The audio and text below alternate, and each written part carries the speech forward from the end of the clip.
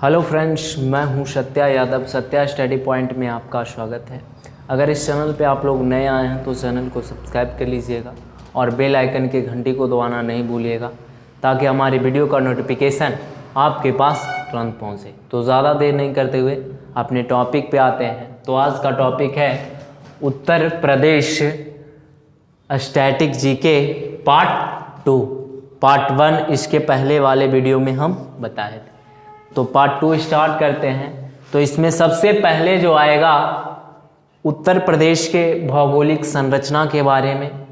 तो भौगोलिक संरचना में सबसे पहले एरिया रैंक यानी कि क्षेत्रफल की दृष्टि से उत्तर प्रदेश कैमे नंबर का राज्य है, तो ये चौथे नंबर का। अगर पॉपुलेशन रैंक यानी जनसंख्या की दृष्टि से कैवा नंबर का राज्य है, तो ये पहला यानी कि सबसे बड़ा, जनसंख्या की दृष्टि से सबसे बड़ा राज्य कौन है, तो उत्तर प्रदेश राज्य।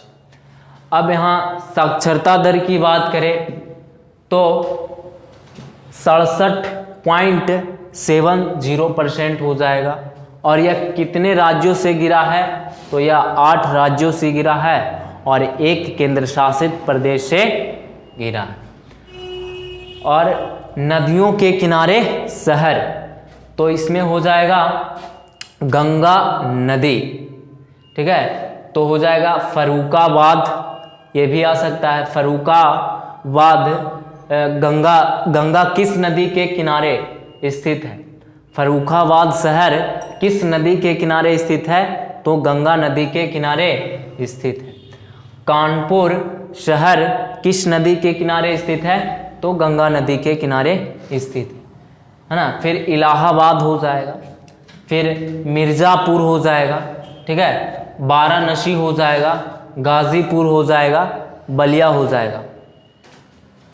अब यमुना नदी की बात करें तो मथुरा शहर जो है वो यमुना नदी के किनारे स्थित है।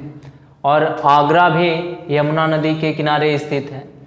इटावा की बात करें तो यमुना नदी के किनारे स्थित है। कालपी भी यमुना नदी के किनारे स्थित है। इलाहाबाद भी यमुना नदी से गुजरता है ना। फिर सरयू नदी, तो अयोध्या जो शहर है वो सरयू नदी के किनारे स्थित है। उसके बाद बरेली जो शहर है वो राम गंगा नदी के किनारे स्थित है। जौनपुर और लखनऊ भी गोमती नदी के किनारे स्थित है।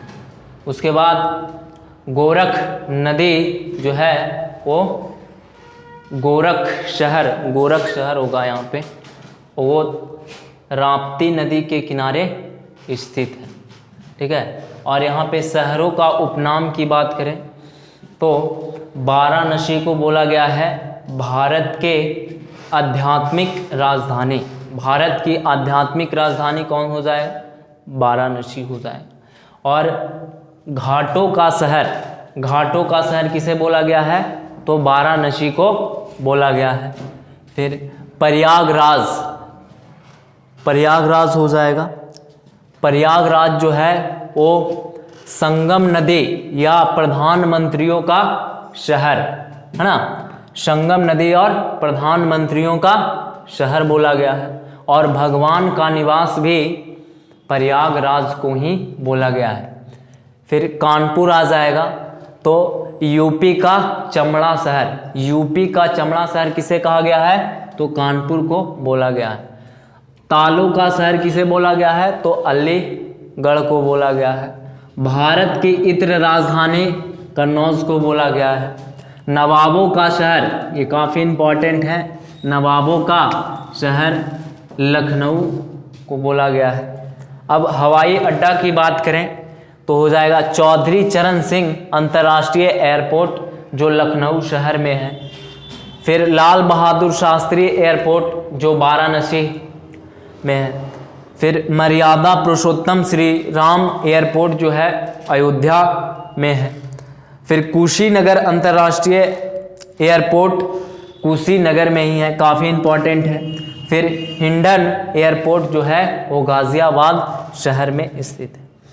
फिर स्टेडियम की बात करें तो स्टेडियम हो जाएगा ग्रीन पार्क स्टेडियम, जो कानपुर शहर में स्थित है, उत्तर प्रदेश के कानपुर शहर में स्थित है। फिर केडी बाबू स्टेडियम, ये भी लखनऊ शहर में स्थित है। फिर ध्यानचंद एस्ट्रो टर्फ स्टेडियम, ये भी लखनऊ शहर में स्थित है। एकाना अंतर्राष्ट्रीय स्टेडियम, ये भी लखनऊ में है। और बुध अंतर्राष्ट्रीय क्रिकेट सर्किट स्टेडियम जो है ये नोएडा में है ना, उत्तर प्रदेश के नोएडा शहर में। और सबसे ऊंची चोटी की बात करें तो आर्मशोट पीक हो जाएगा, जो शिवालिक हिल्स में पड़ता है और इसकी ऊंचाई 957 मीटर का हो जाएगा।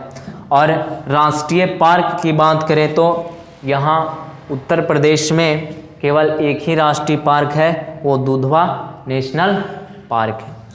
और लोक नृत्य की बात करें तो छोलिया हो जाएगा, रसीला हो जाएगा, ख्याल हो जाएगा और नौटंकी हो जाएगा। तो आज का क्लास यहीं तक, फिर नेक्स्ट वीडियो में मिलते हैं।